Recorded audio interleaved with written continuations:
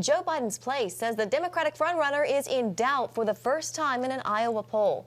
Elizabeth Warren is surging with the latest Des Moines Register poll showing a 2-point lead, still a statistical tie with Joe Biden at 20% and Bernie Sanders on their heels at 11%.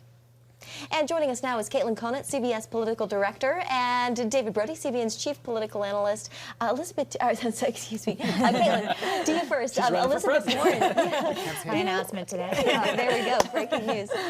Elizabeth Warren, we have seen her momentum just building and building. Do you think the polls are finally catching up and starting to kind of show that? So I do think Elizabeth Warren has had a really strong summer, especially in Iowa. But another noteworthy thing in this poll is that Mayor Pete Buttigieg actually rose in favorability. He went up 8%, is now soaring at 69%, which is the biggest jump in favorability of anybody in the top 5 candidates in Iowa. So another part of the poll said that a majority of likely Iowa Democratic caucus voters said that their minds are not made up. And there's a long way to go between now and the election, and caucus day on February 3rd.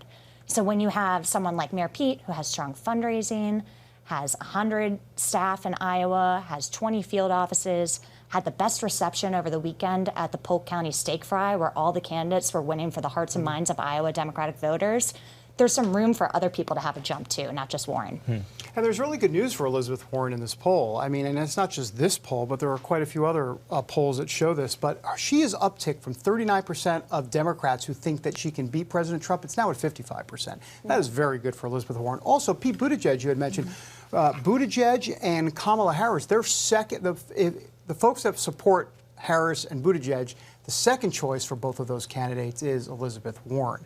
That also is good because when the race narrows, those folks go to Warren. Someplace to go. Yeah, look for that down the road, too. Caitlin, I want to ask you, Democrats are circling 2 things when it comes to that whistleblower complaint. They're looking for the transcript between President Trump and the Ukrainian president. They're also looking for the actual whistleblower complaint. Both offer clues to the bigger picture of what's happening. What's their goal?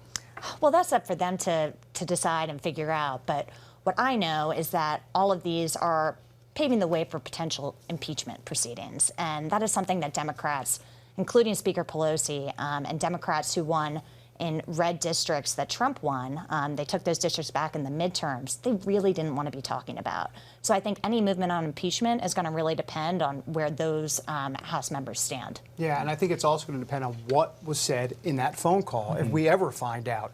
There's a difference between, Donald Trump telling the Ukrainian president, hey, you might want to look at Joe Biden. It's another thing to say, you better look at Joe Biden, and if not, we got a few hundreds of millions of dollars in aid. So there's all of that, though the aid apparently was approved, or excuse me, was going to be discontinued before that phone call. So we'll have to see how the whole timeline shakes out. And this could spell trouble for both Trump and Biden. Yeah, no, for sure. I mean, look, this is what Trump and Giuliani have wanted to do the whole time. They said, look, the media is missing the real story here.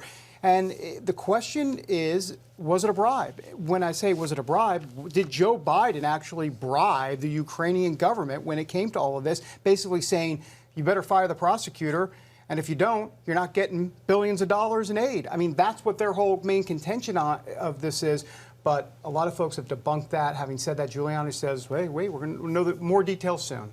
Is the president potentially just gaslighting the media here? Is this a Machiavellian ploy? Well, I'll tell you what the Biden camp thinks and what the President Trump thinks, and then what I think. I think the Biden campaign thinks it's completely inappropriate that the president would be asking a foreign leader to do his opposition research for him. I think, as David pointed out, the president thinks this is a good attack, and he keeps repeating it.